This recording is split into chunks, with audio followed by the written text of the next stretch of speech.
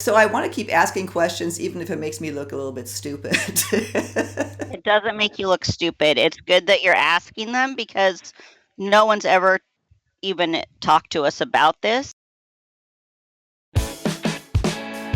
Did you push record?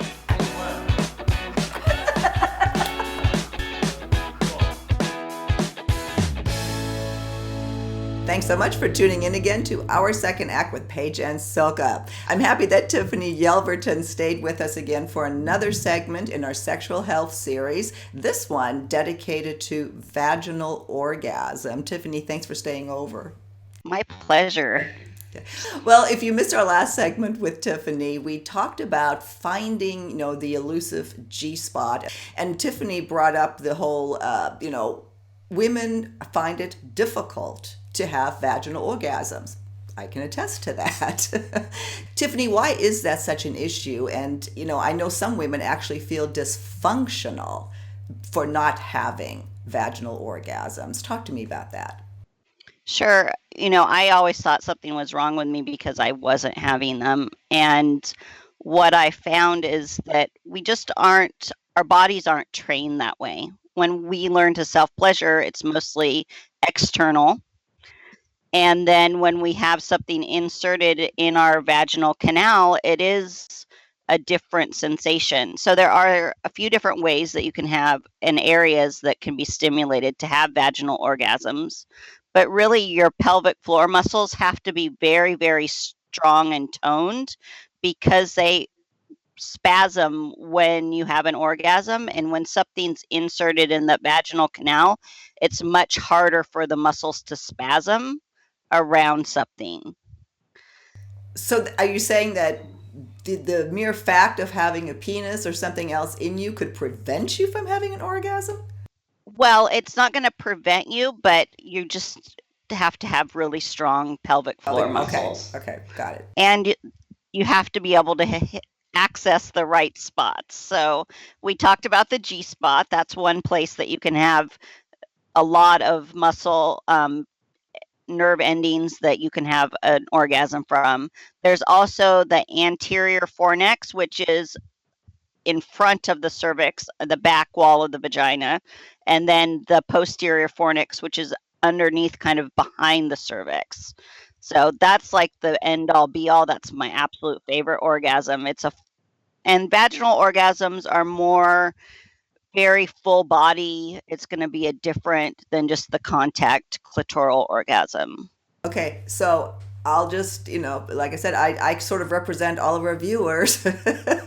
I've never heard of the other two you just said. The cervix, a cervix orgasm? It's anterior fornix and it's in front of the cervix, and posterior fornix, which is behind the cervix.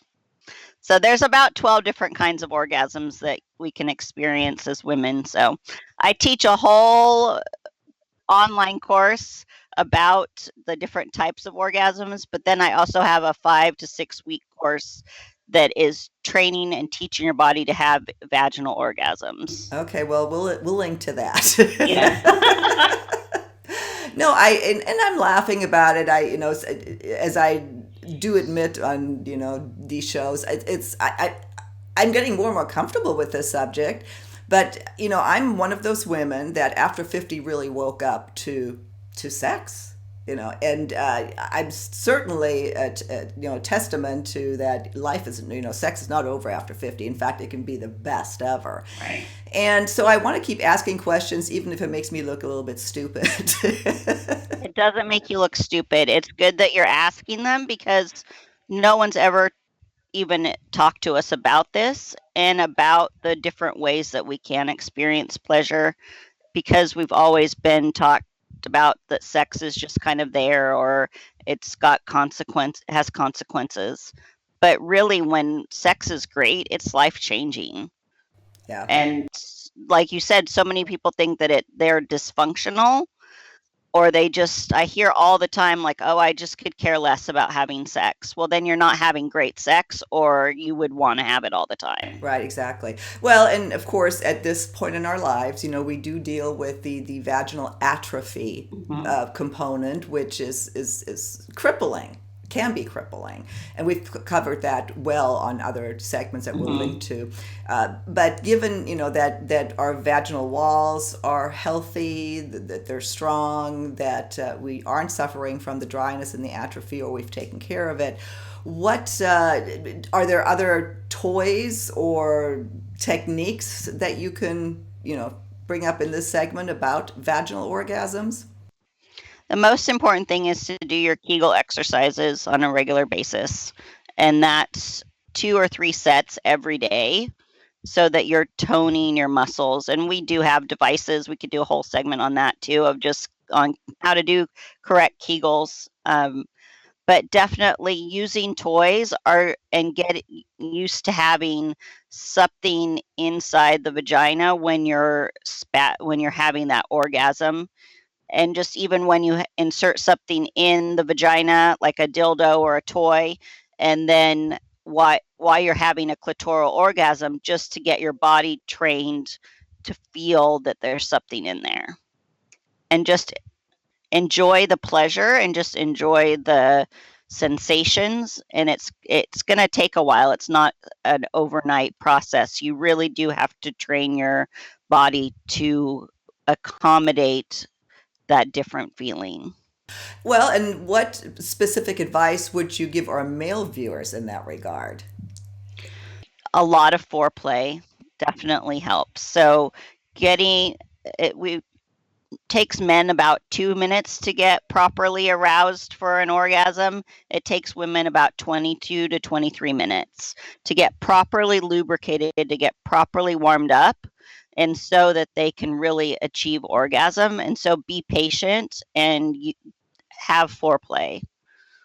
Well, and I think part of foreplay for women really is the anticipation of it as well, because it does start in our head and not in our vagina.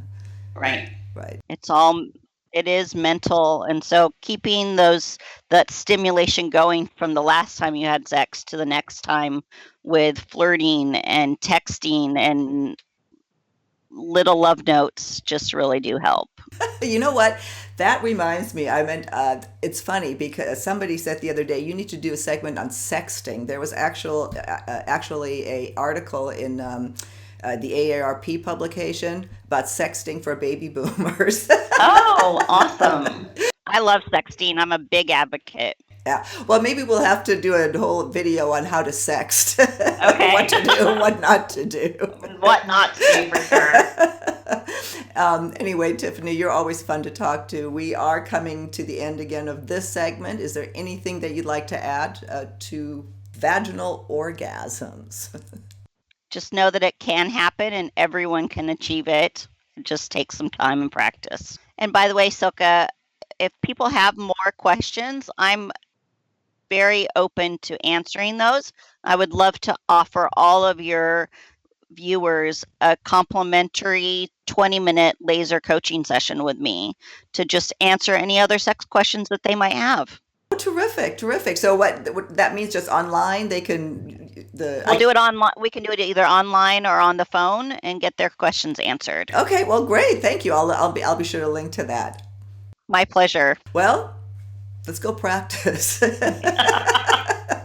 Tiffany, it's great having you. We'll see you next time on another episode of Our Second Act with Paige and Silka. Bye-bye.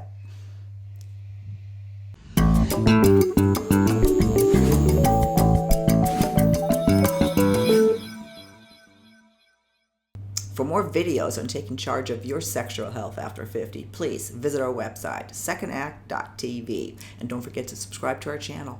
Button's right here. See you next time.